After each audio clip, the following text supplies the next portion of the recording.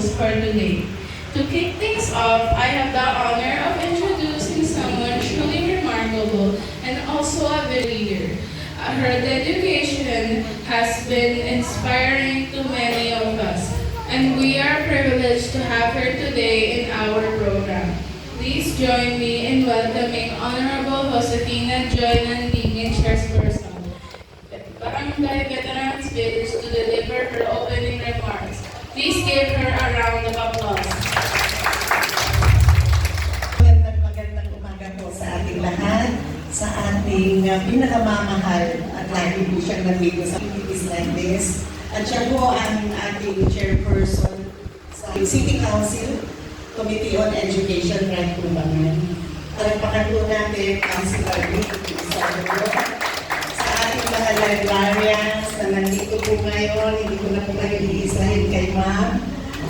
Sa lahat po ng magulang, sa lahat ng mga bata, magandang umaga po muli. Natutuwa ako na tapos na yung ating tutorial classes.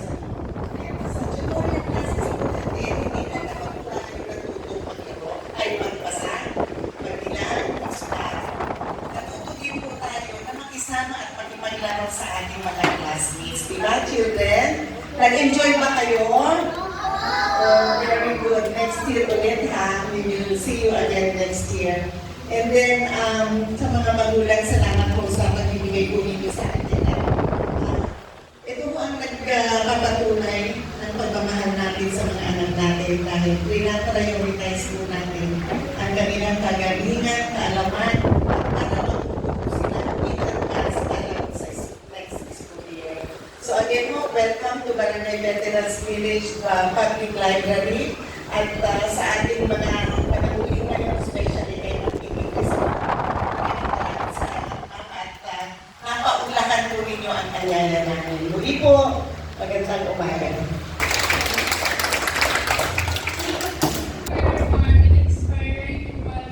Honorable Josefina Joy Nandingin, they truly set a positive tone for our event today.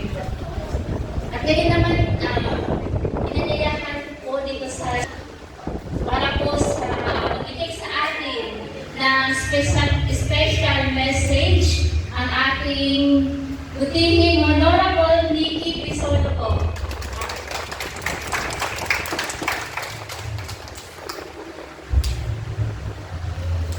Hello, magandang umaga lahat. Siyempre, magandang umaga sa ating ever-supportive always naman sa inyong barangay.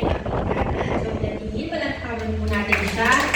At siyempre, sa ating mga city librarians, Ma'am Maribel, sa lahat po ng kasama natin dito, sa ating mga KD graduates, at sa ating mga magulang. So, unang-una maraming salamat po dahil siningin na po dito ako sa inyong culminating activity ng reading tutorial. Mga ilan bang ba kayo, mga bata? Ganito, 6, so grade 1 na. Saan kayo mag-aaral? Excited ba kayo? Excited ba pumasok? Kailan ang pasakan? June 8. June 8? June 8? Yes, June 9. At today, Monday, so next week? Next week, papasok na kayo. Grade 1? Sino grade 1? Grade 2 ka Ano din. kayo? Grade So kayo ng classmates? Saan kayo papasok? Esteban. O, hindi kayo rin wala mga classmates. So, di mo excited, di ba? Na-excite kayo pumasok. So, mabuti yan. Kasi, sa big school, siyempre, kasi big school na yung pupuntahan ninyo, di ba? Mas marami pa kayong makikilala ng mga classmates, mas marami kayong teachers na makikilala na marami pa ituturo sa inyo. Nag-enjoy ba kayo dito sa reading tutorial ninyo? Opo. So, kayang-kaya na magbasa kahit ano? Ay, taga. Ano to? Yung word? Tagalog. Ano yan? Sabi natin? Growing. Growing. Growing. Okay? Okay lang yan. na hindi pa kayo sobrang sanay ngayon.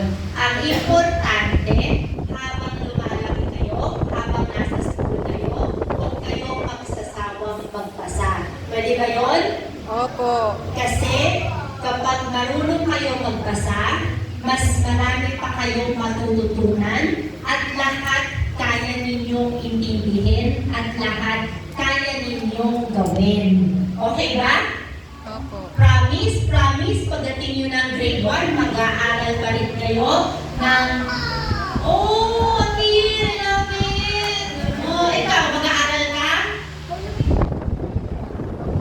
Yan, Amir, mag-aaral tayo, promise? Oo lang ka na. Napagod ka ba? Dahil ako po, dahil sa ating mga mommies, ako po nagpapasalamat. Dahil sa totoo lang, hindi naman din talaga madali na sana summer ngayon, nasa bahay lang sila. Pero dahil may tutorial, kailangan sa pag-iisan, dito, tapos umuwi, mag-aaral. Pero dahil sa inyo, dahil nasyonaryo po kayo, dahil gusto niyo silang matuto, kaya nandito sila ngayon. At someone na galing sa konseho, na doon, alam namin kung ano yung mga nagiging problema talaga sa edukasyon. Sinasabi talaga namin na hindi dahil sa mga magulang na tulad ninyo na talagang gusto ninyo matuto ang mga anak ninyo para mas maging maganda buhay nila habang lumalaki sila. So maraming salamat sa akin ng library dito sa veterans din. Pag may kailangan po kayo, bukas po ang aking opisina sa City Hall, anytime po. Welcome po kayo doon sa aking opisina. So yun lang po, maraming salamat at congratulations po sa inyong mga anak na graduate.